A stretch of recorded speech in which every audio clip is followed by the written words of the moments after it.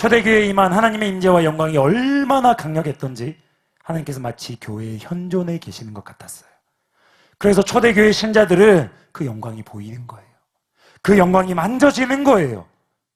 하나님이 날마다 느껴지고 예수님이 먹어지고 마셔지고 만져지고 그 품이 다 느껴지는 거예요. 여러분, 맹목적인 신앙이 아닙니다.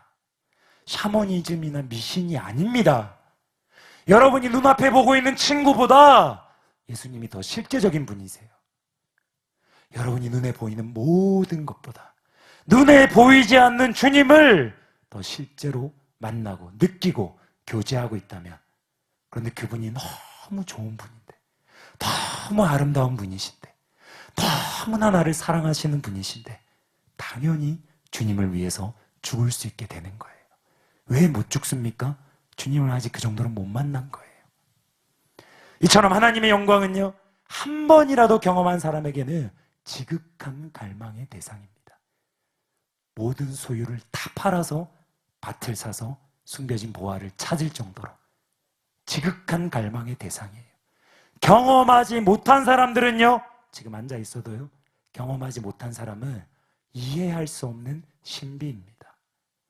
그래서 하나님의 영광을 아는 사람이 말씀을 들어요. 매일 모이세요. 매일 철야하세요. 주를 위해 죽기까지 섬기세요. 그런 말씀들이 너무나 달콤하게 들려요. 너무나 기쁘게 들려요. 왜 그렇습니까? 이제 알거든요.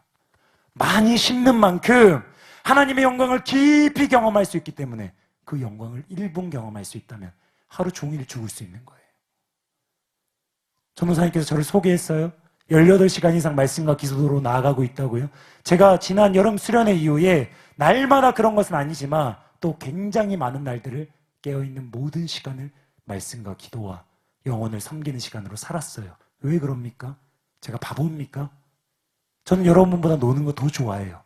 고려대학교 스타크래프트 1회 챔피언이 접니다. 춤추는 거 좋아하고 치킨 2,000마리 이상 먹었다 그랬죠. 왜 제가 40일 금식을 합니까? 살 엄청 빠졌잖아요. 왜 그러는 줄 아세요? 저는 많이 경험해봤다 이거예요. 세상에서 많이 놀아봤습니다. 저열한 저급한 기쁨들 많이 누려봤어요. 비교할 수가 없습니다. 제가 바보가 아닙니다. 왜 이렇게 삽니까? 너무 좋다는 거예요. 너무 행복하다는 거예요. 1분이면 충분하다는 것입니다. 주님이 영광스러운 그분이 저를 1분만 방문하시면 일주일을 죽을 수 있어요. 한 달을 죽겠다는 것입니다. 여러분, 그런 분이세요. 그것이 영광입니다. 그러니 간절하게 오늘 기도 시간 매달리세요. 한 번만 경험해보면 돼요. 한 번만 그 영광스러운 방문을 경험하면 여러분, 제가 무엇을 말하고 있는지 알게 될 것입니다. 반면에 하나님의 영광을 모르는 사람들은요, 이 모든 말씀들이 시간 낭비로 들려요. 재정 낭비로밖에 안 느껴집니다. 참다가 떠나갑니다. 지금 우리 교회에 이 일이 일어나고 있어요. 청년부에도 이 일이 일어나고 있습니다. 지난주 청년부 기도 시간이 1시간이 넘었어요. 토요 예배인데요. 예수님을 선긋고 따르던 자들에게 심판이 임하고 있어요. 교회 생활과 학교 생활 선긋고 있는 자들, 교회에서와 가정에서와 생활 선긋고 있는 자들, 심판이 임하고 있습니다. 주님을 그 정도로는 원하고 있지 않는 자들, 심판이 임하고 있습니다. 실체가 다 드러나요. 처음에는 조금 부담스러워합니다. 근데 조금 시간이 지나니까 자기 빼고 주변의 사람들이 다 변해버려요. 점점 부대낍니다. 힘들어져요. 나중에는 어떻게 합니까? 이 사람들은 광신적이야, 내가 합리적이야, 그러면서 교회를 떠나갑니다. 단지 저의 상상이 아닙니다. 모든 부흥에 일어난 일이에요. 역사가 증명하고 있어요. 가까운 부흥으로는요, 이문동 부흥 때도 일어났던 일입니다. 이문동 멤버분들이 토미 테니의 하나님 당신을 갈망합니다, 이 책을 읽고 충격을 받아서 그전에는 말씀도 전하고 안수도 하고 섬기고 예배드리고 찬양하고 모든 것들 다 했거든요. 근데 이제는 다 내려놓고 모이자마자 모임이 끝날 때까지, 언제 끝날지도 모르는데 하루에 10시간, 15시간을 하나님의 얼굴만을 구했던 거예요. 집중해서 한번 잘 들어보세요.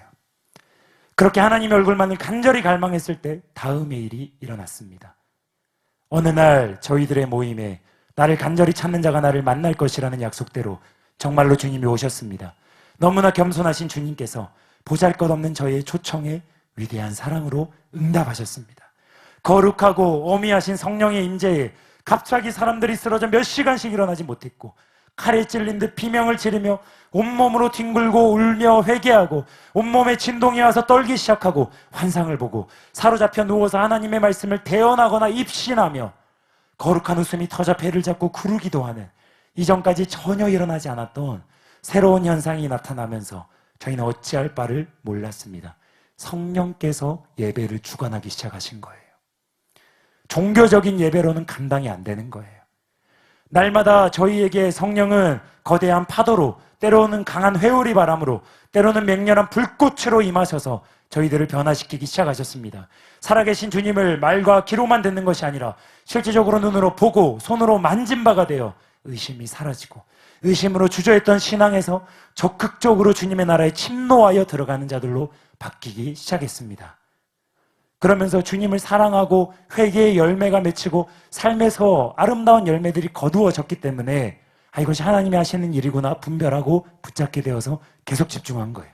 더 나아가서요, 어느 날은 모든 사람들이 일시에 넘어져서 저만 남았습니다.